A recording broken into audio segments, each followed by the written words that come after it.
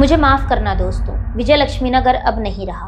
मेरा कैमरा, मेरा माइक सरकारी बुलडोजर के सामने बौने साबित हुए। हम विजय लक्ष्मी नगर को नहीं बचा पाए। ये तस्वीरें देखिए, ये तस्वीरें तब की हैं जब विजय लक्ष्मी नगर आबाद हुआ करता था, और ये अभी की तस्वीरें देखिए, ये तस्वीरें अभी की हैं जब विजय लक्ष्मी नगर पूर्ण रूप से बर्बाद हो चुका है। ये तस्वीरें मैं आपको इसलिए दिखा रही हूं ताकि आगे आने वाली पीढ़ी के दिमाग पर सरकारी मक्कारी और कालगुजारी छप सके। आप ये समझ सकें कि 2007 से लेकर 2013 के बीच जब विजय लक्ष्मी नगर बस रहा था, उस दरमियान 2009 में वसई-विरार शहर महानगर पालिका बनकर तैयार हो चुकी थी। जब विजय लक्ष्मी नगर बस रहा था तब महानगर पालिका मर नहीं गई थी और ना ही सरकारी अधिकारी कोमा में चले गए थे। सबके सब जिंदा थे, सबके सब होश में थे और सभी ने विजय लक्ष्मी नगर को बसने दिया।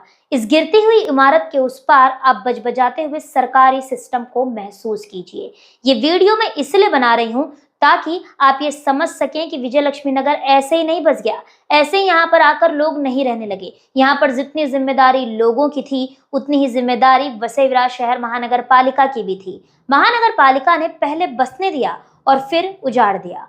मैं झुग्गी झोपड़ियों की बात नहीं कर रही हूँ, मैं बात कर रही हूँ टाइल्स वाले पक्के मकानों की। मैं बात कर रही हूँ बड़ी बड़ी 4-4, 5-5 मंजिला इमारतों की, उसमें रहने वाले हजारों परिवारों की। मैं बात कर रही हूँ उन लोगों की जिनके साथ वसई-विरार शहर महानगर पालिका ने विश्वासघात किया। अगर ये जमीन आरक्षित जमीन थी, अगर ये जमीन महानगर पालिका की थी, अगर इस जमीन पर डंपिंग ग्राउंड और एसटीपी प्लांट बनाया जाने वाला था, तो महानगर पालिका ने अपनी ही जमीन पर बिल्डिंग बनने कैसे दी? वो विजय लक्ष्मी नगर जहाँ के लोग बकायदा टैक्स भरते थे, वो विजय लक्ष्मी नगर जिनके पास बकायदा Aadhaar card, PAN card, voter ID सब कुछ था, वो विजय लक्ष्मी नगर जिन लोगों ने बिजली का बिल भरा, वो विजय लक्ष्मी नगर जिससे मनपा ने हाउस टैक्स भी वसूला। वहां पर सरकारी अधिकारी रातों रात जागे और आकर बोले ये सब अवैध है।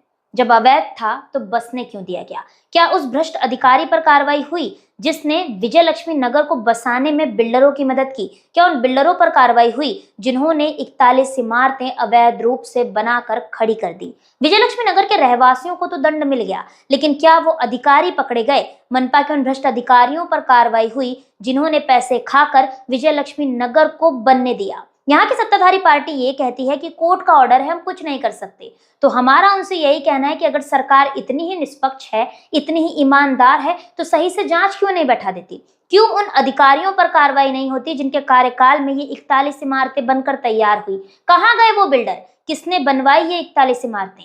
41 इमारतें रातों रात बनकर तैयार नहीं हो गई। बिना मनपा के संरक्षण के इतना बड़ा भ्रष्टाचार होना नामुमकिन था। महानगर पालिका के भ्रष्ट अधिकारियों ने पैसे खा खाकर बिल्डरों से पैसे ले लेकर विजय लक्ष्मी नगर को बसने दिया और फिर आकर अपना ही बुलडोजर चला दिया और सब कुछ उजाड़ दिया। जिन लोगों को नहीं पता, उन्हें वसई-विरार शहर महानगर पालिका के भ्रष्ट अधिकारी, नगर सेवक, समाज सेवक, लोक प्रतिनिधि, बिकाऊ पत्रकार और बिल्डरों के बीच का खेल बताती हूँ। यहाँ पर जब अवैध निर्माण बनकर तैयार होना शुरू होता है तब सब लोग जमकर उसका विरोध करते हैं। ये विरोध इसलिए नहीं होता कि अवैध निर्माण रुक जाए, बल्कि ये विरोध इसलिए होता है ताकि मोटी रकम की उगाही हो सके। प्रति स्लैब या प्रति महीना यहाँ सबका पैसा बटा हुआ है। भ्रष्टाचारिता की पहाड़ पर सबसे ऊपर महानगर पालिका के भ्रष्ट अधिकारी बैठे हैं। 2-2 लाख रुपए लेकर अवैध निर्माणों को संरक्षण दिया जाता है और ऐसे ही विजय लक्ष्मी नगर बनकर तैयार होता है। यहाँ की परिवर्तन वाली सत्ता से हमारा यही कहना है कि अगर है हिम्मत तो जांच बैठा दीजिए। मैं जो बोल रही हूँ वो सब कुछ सामने आ जाएगा। विजय लक्ष्मी नगर एक बहुत बड़ा कांड है और ये सरकारी संरक्षण के चलते ही हुआ है।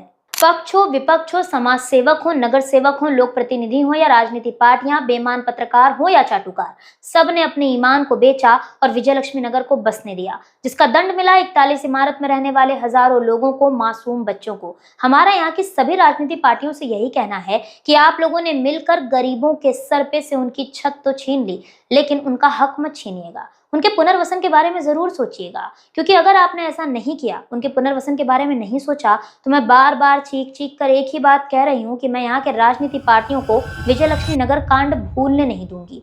दोस्तों, मैं विजय लक्ष्मी नगर से जुड़ी हर अपडेट आप तक पहुंचाती रहूंगी। विजय लक्ष्मी नगर पर अपनी नजर बनाए रखूंगी। मैं ये देखूंगी कि विजय लक्ष्मी नगर में सच में एसटीपी प्लांट ही बनता है, डंपिंग ग्राउंड ही बनता है, या किसी अमीर बाप के बेटे का करोड़ों रुपए का प्रोजेक्ट आता है और बड़े बड़े टावर बनकर वहां पर तैयार होते हैं।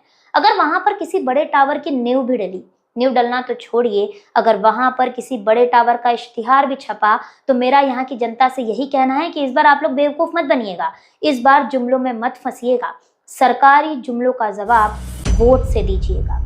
अंत में मैं विजय लक्ष्मी नगर के रहवासियों से एक बार फिर से हाथ जोड़कर माफी मांगती हूँ और ये कहती हूँ कि मुझे माफ करिएगा, मैं विजय लक्ष्मी नगर को बचा नहीं पाई। अगर आप लोग मेरी ये वीडियो देख रहे हैं तो मेरा आपसे यही कहना है कि आप लोग धीरज बनाए रखिएगा, आप लोग हिम्मत मत हारिएगा, पुनर्वसन तो होकर रहेगा। ऊपर वाले के घर देर है अंधेर नहीं, और जिन लोगों ने आपको बेघर किया है, जिन लोगों की वजह से आपके सपनों का आशियाना बिखरा है, उन्हें सजा जरूर मिलेगी।